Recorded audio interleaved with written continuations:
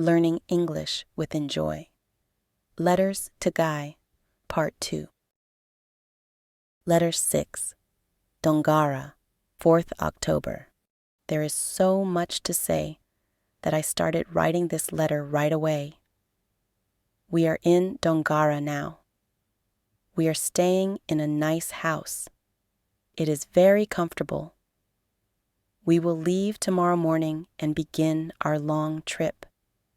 The last 2 days were wonderful. We drove about 40 miles each day.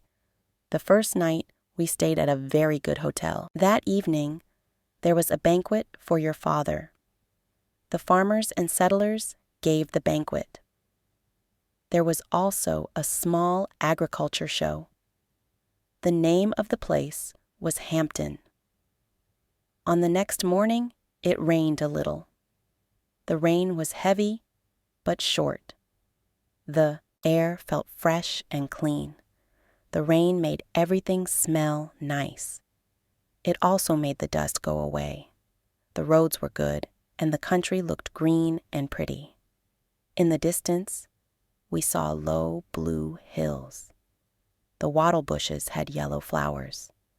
White clematis, vines covered the trees. There were also pink flowers and many big flowers that looked like ox-eye daisies. But they were not real daisies. They were large, everlasting flowers. These flowers looked fresh and beautiful. They stayed alive for a long time. They did not fade quickly. They did not die like other flowers. They dried slowly and kept their color. We drove in a line of small carriages. Big carriages would not have worked well. We could also change horses more easily with small carriages. First came the governor and his private secretary. They were driven by the member for the district with 2 men on horses behind them. I was in the next carriage. My driver was the resident magistrate. He was very kind. He told me the names of the flowers and birds. I was very happy. Our carriage was full of nosegays. Flowers were everywhere. We had flowers on our laps.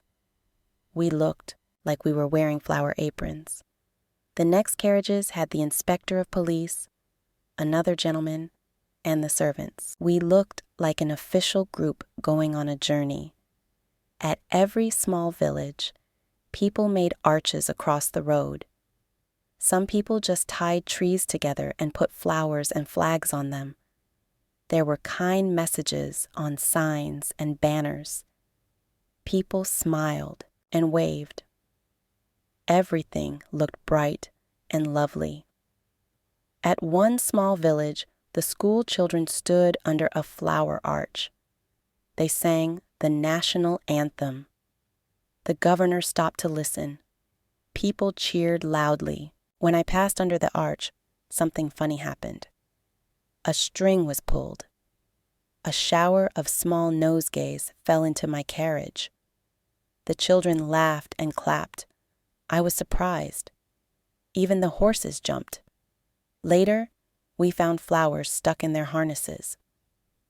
One very sweet thing happened on a quiet part of the road. A small cottage stood alone. It was empty. The grown-ups were gone, maybe to the next village. Only some small children were home. The oldest was about 8 years old. They wanted to welcome the governor too. The big child used a stick and wrote the word "welcome" in the sand across the road. They used pink flowers to fill the letters. It was a big and beautiful word, but they were too shy to say hello. They stood near the gate with their backs to us. They peeked over their shoulders to watch the carriage cross their message. It was so kind of them. The governor felt very touched. There were farms all along the road from Geraldton to Dongara. The young wheat looked green and fresh after the spring rain. Dongara is a big place. It is near the Irwin River. The town is a little back from the sea. The town looked very nice. There were many arches of bush flowers along the road. We drove under each one. We stopped at the Mechanics' Institute. It was covered with flowers and ferns. It looked like a flower house. We got out of the carriages. Your father got more welcome messages. He gave his replies. The school children sang sweet songs. Everyone was cheerful. People were kind and welcoming. You must remember, all of this love and respect for your father is really love and respect for our queen. Every flower, every arch, every message says, we are loyal to the queen. That is what makes everything so special. A few miles from Dongara, many farmers on horses came to meet the governor. They greeted him. Then they rode next to his carriage. They went into town together. We are enjoying this house in Dongara very much. But tomorrow morning, we begin our real journey. It will be long. It will be rough. The big van came from Perth.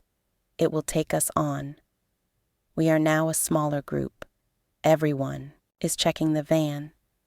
They ask questions like, are the wheels okay? Is the harness strong? If the van breaks down, it will be a big problem. The van is strong. It looks like a large red tray with seats. It has big wheels. We still have about 200 miles to go. It does not look far on the map, but it is far in real life. Many people told us not to go, but we are going anyway. I stood outside for an hour this morning. I watched them load the van. It was not easy. Everyone talked and planned. They packed gun cases, pillows, small bags, soda water, and a basket of tinned food and biscuits. At the end, someone added a broken hat box. It looked silly. It was next to a kettle. I think the kettle will crush the hat box soon. We also packed ropes, buckets, blankets, and other small but useful things. We looked like the Swiss Family Robinson. Our hats and veils looked funny. They were for sun and flies. You would love this trip. Louis would love it too, but he is at school in Perth, and he is very sad to miss it. Our kind friends will go back to Geraldton. Only one small carriage and one orderly will go with us. Your father will ride a horse today. He wants to see some farms. He will meet us later. I must stop writing now. I need to say goodbye to my lovely hostess. Her sweet little children stayed with me since yesterday. They wanted to hear stories. I told them stories about you and your tricks when you were small. Oh, I almost forgot to tell you one more thing. Yesterday, after lunch, we all went to the harbor at the mouth of the Irwin River. It was 3 or 4 miles away. Your father wanted to see the jetty. Many people were there. He looked at everything and listened to what the people needed. When we came back, we gave the school children a sugar plum scramble in the garden. The children had fun. I was a little afraid because there were big black ants on the path. I was worried they might bite the children's legs. But people told me the ants were too busy building and storing food, and the children were not hurt at all. Now we are really leaving. I hear the blacksmith's anvil. That is the farewell salute. People are asking, where is she? I must go now. Coming. Letter 7. We started our journey from Dongara. The weather was nice and the road was quiet. We drove all day. The first night, we stayed in a place that was not very clean. One man slept outside in the straw. He did not like the bed inside the house. Another man slept inside the van. The van was more clean than the bed. We woke up early before sunrise. It was still dark. We got dressed and packed everything. Then we started to drive again. After a short time, we saw the sand plains. These sand plains were like a desert. They were part of a big desert in the middle of Australia. A small part of that desert came down to this area. It made a dry and sandy belt between the farms near Dongara and the good sheep land on the other side. There was no road through this desert. There were only wells for water. People dug the wells and put water troughs there. Sometimes there was a small group of trees. The shepherds stopped there to rest with their sheep. It was very hard to cross this desert. It was very hard for the animals, too.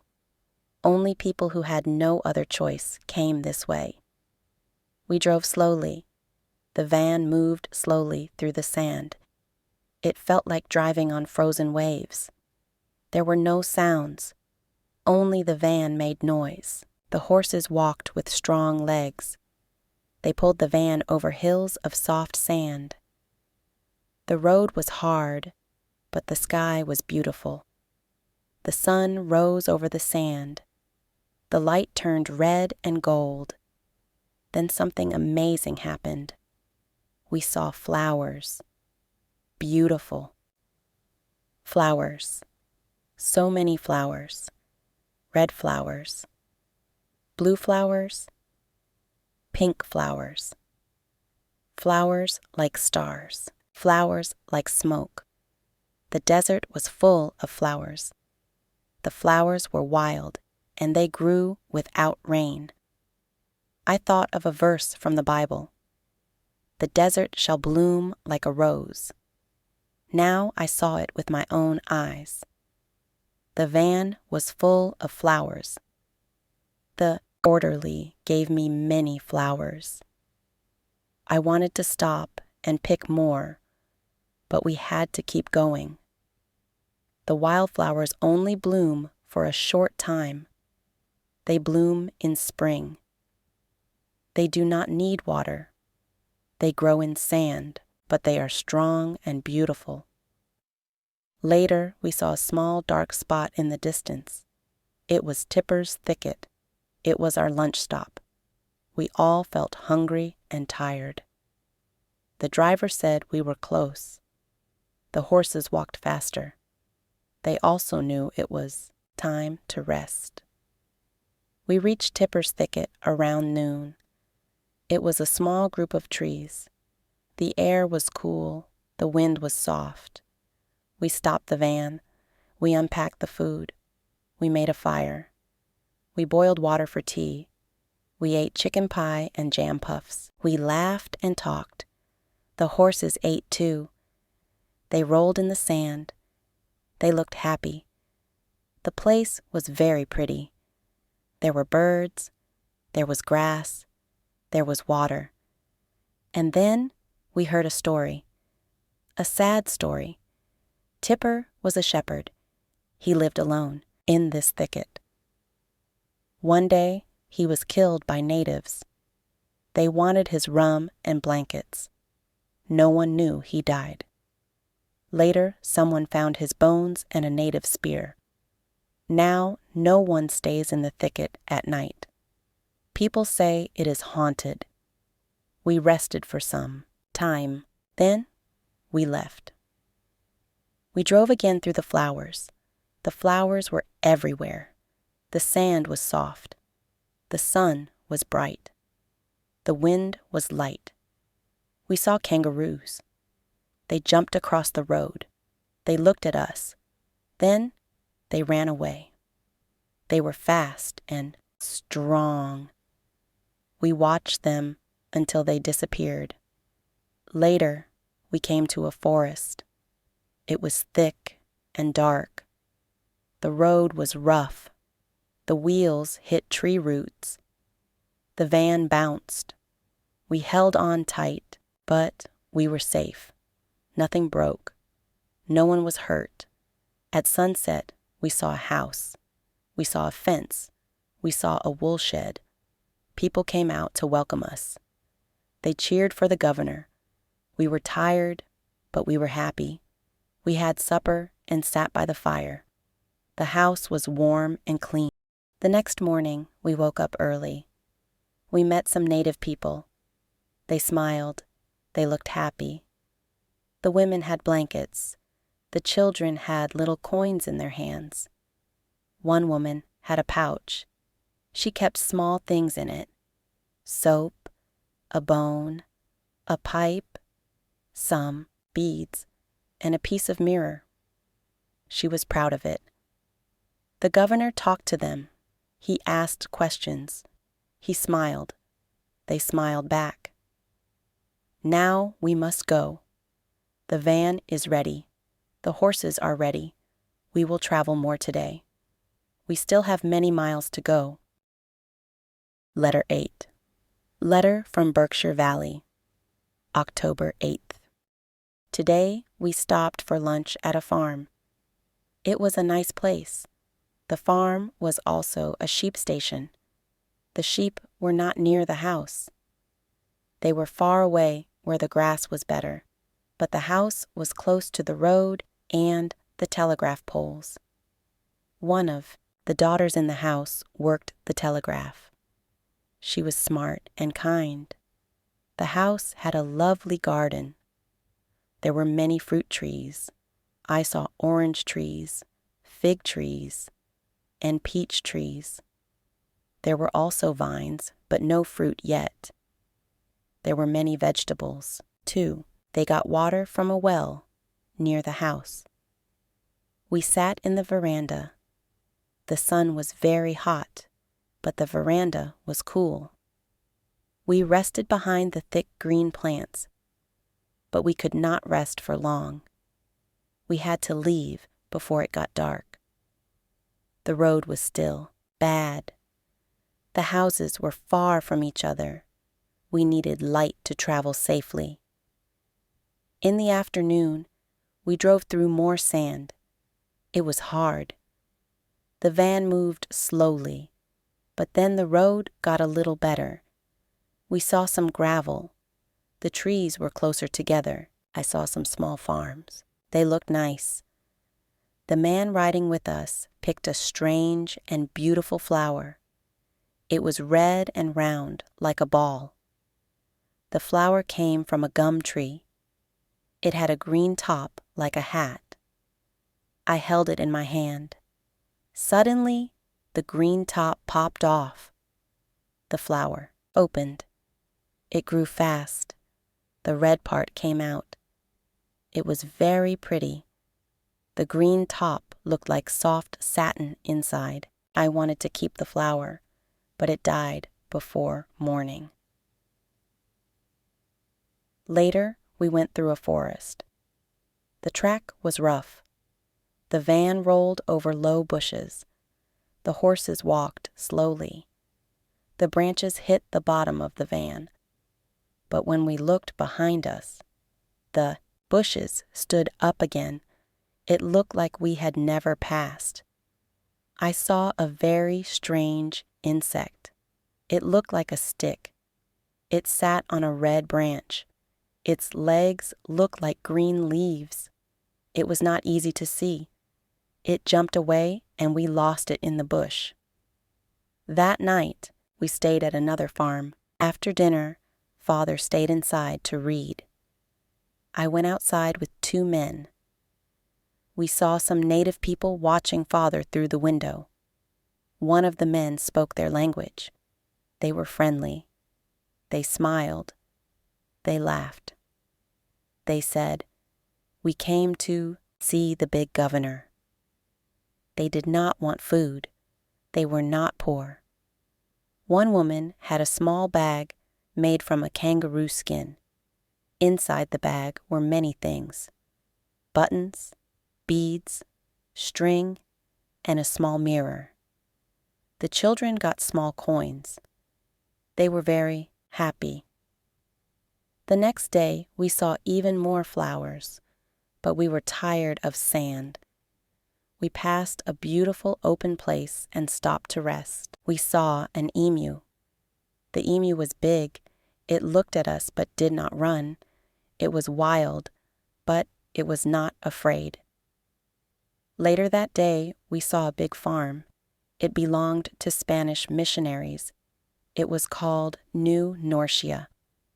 We saw a cross on a gum tree. That showed the land was part of the mission. The men went inside. They said the people were kind.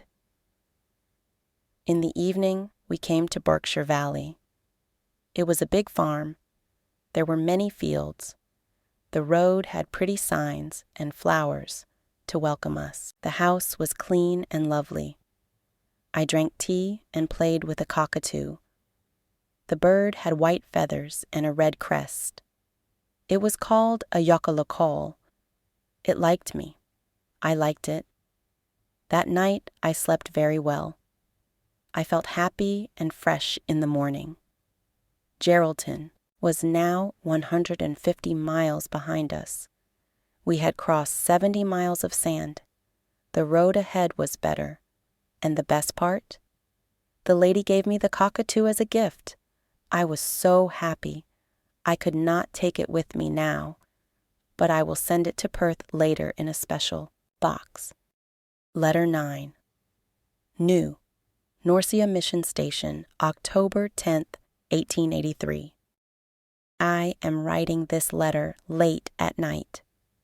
Tomorrow, we will leave very early in the morning. We must travel a long way, more than 84 miles, because the governor wants to reach Perth before dark to catch the mail ship to England. I think you would have liked this place more than all the others. It was so beautiful. It was so charming. We arrived at about 5 o'clock in the evening. It was the day after I last wrote to you. We had stopped for lunch and tea at 2 nice farms. Then we traveled through a forest. The forest was half cleared. Sometimes we saw open fields. Sometimes we saw farms. We saw small groups of sheep eating grass in the bush. A native shepherd with his dogs was watching them.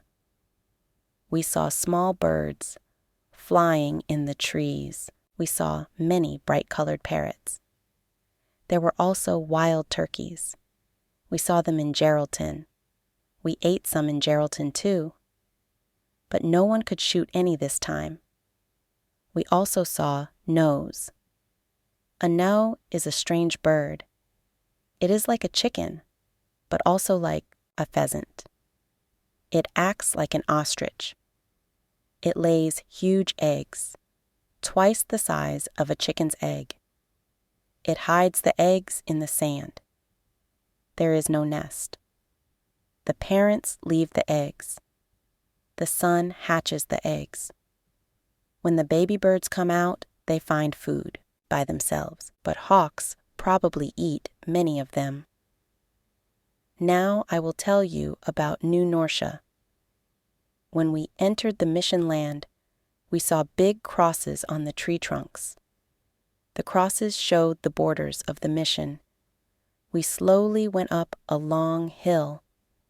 Then we saw the most beautiful view. We looked down and saw a large green valley. In the valley, there was a big village. It had many houses and good roads. In the center stood a chapel. Nearby were the schools. Across the road was a big monastery. Behind the monastery was a garden next to the river. Many people were standing in front of the monastery. There were flags and flower arches. Most of the people were native people and half-caste people. They wore their best clothes. From this crowd, a group of fathers and brothers walked out. They came to meet the governor. They sang a hymn of welcome. It was a lovely moment. The sunlight made everything more beautiful. We got out of the carriage. The governor walked with the fathers under a big arch at the gate. They gave him a welcome speech. Then we entered a large courtyard. The monastery had 3 sides, with the courtyard in the center. On one side, we saw many school children. Behind the children was a band. Yes, a real band of music.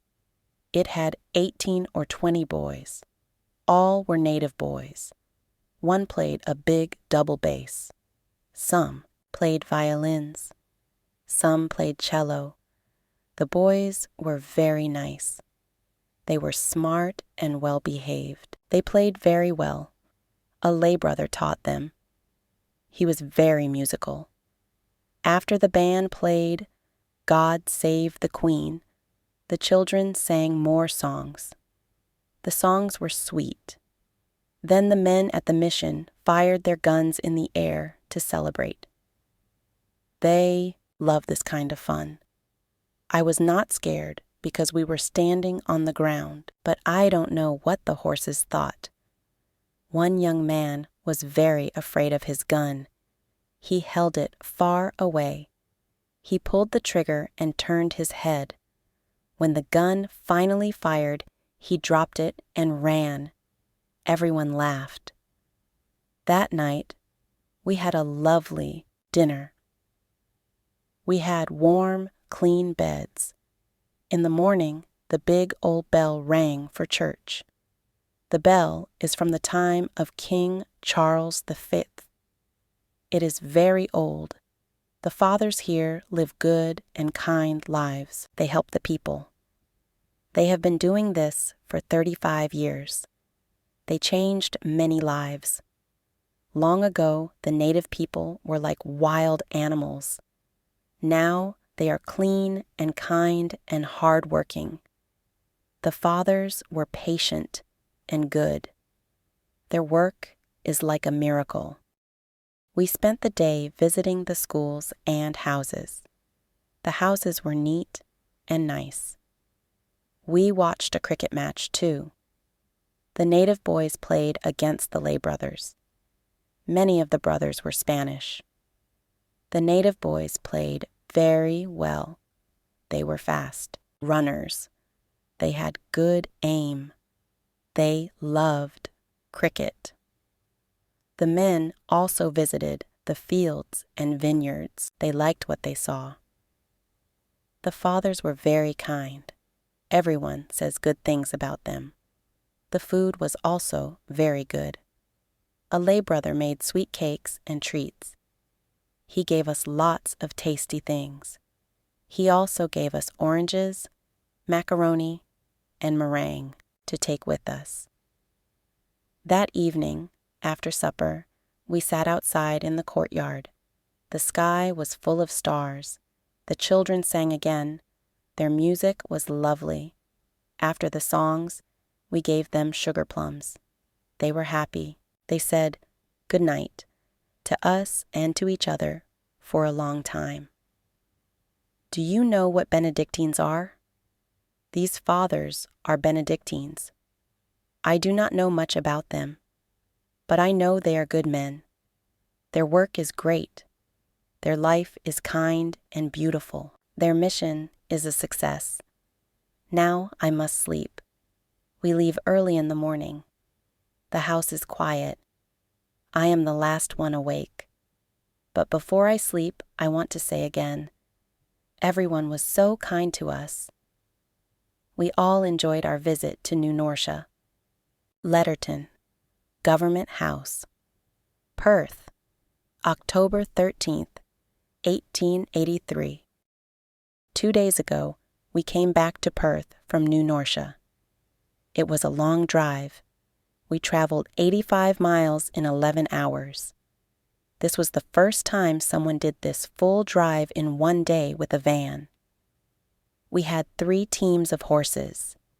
The van was lighter now because we had used all the food and water, but the kind fathers from New Norcia gave us a lot of gifts. They gave us fruit, sweets, and cakes. You and your school friends would have loved to see that van. The road was very pretty. We drove through a forest in the early morning. We reached the top of Bindun Hill at sunrise. The hill was not very high, but it was called steep for this area. At the bottom of the hill, we saw a little stream. The water touched only the horses' feet, but it was nice to see running water. The road stayed good. At noon, we stopped for 1 hour to eat lunch and rest. Then we drove again with a new team of horses. In the afternoon, we arrived at Government House in Perth. We were happy, but also tired and dusty. Culham near Newcastle. October 31st, 1883 now. We are traveling again. While we were in Perth, we stayed for 10 days. We had a busy and fun time. One day, I gave prizes at sports games. The young men and boys ran and jumped. The games happened near the water. It was fun to watch. A group of big pelicans sat on the water and watched the games too. On October 23rd, we left Perth and went to York. First, we took the train to Guildford. Guildford is a pretty village with gardens and grapevines. From there, we rode in our van. Again, we didn't carry food or water this time, but we had to bring our best clothes. We were visiting nice towns now, not the lonely sand plains. East of Perth, I often saw blue hills. We crossed those hills on our way to York. The road was good, and the views were beautiful. I almost sat on a snake when we stopped to rest. I tapped a tree log with my parasol, and a small snake came out. In summer, many snakes wake up after winter. We also saw iguanas, big lizards that look scary but are not dangerous. Before we reached York, many people came to meet us. They rode with us and cheered. The horses got excited and scared. One horse turned around fast, and I saw its head near my feet. But we were safe. We climbed out of the van carefully. Next day, we saw how pretty York really was. It sits inside a circle of small hills. We saw many green fields of wheat and oats. Many houses had nice gardens. We stayed in a pretty house that looked like a big Swiss cottage. The weather was still good, but a bit warmer. Each day, we visited farms and towns. Your father wants to learn about every part of the colony. He needs to know the land well to help make decisions about roads, trains, and ports. In York, we had parties, balls, and banquets. Now we are near Newcastle, 12 miles away, in a nice country house. It is very English and very comfortable here. The drive from York to Newcastle was beautiful. We passed a river and a forest. We stopped for lunch in Northam, a village that may grow into a big town. People were kind and gave us a great lunch. There were many farms in this area, and the land looked rich and green. We saw a few animals. An iguana sometimes slept on the warm road. Sometimes kangaroos ran across the path. Sometimes we saw a green parrot or a big hawk. Once I saw a strange animal called the York Devil. It was small, bumpy, and ugly. It changed its color to match the rocks. I kept one for a few days, but I let it go. I didn't want it to starve. Tomorrow, we go to Newcastle early. There will be a fair, a banquet, and a ball. Then, next morning, we go back to Perth. So tonight, we stay in Newcastle to give the horses rest. I will write more when I can. Please, watch part 3 of this exciting story in the next episode. And please, don't forget to subscribe, like, share, and comment. Thank you.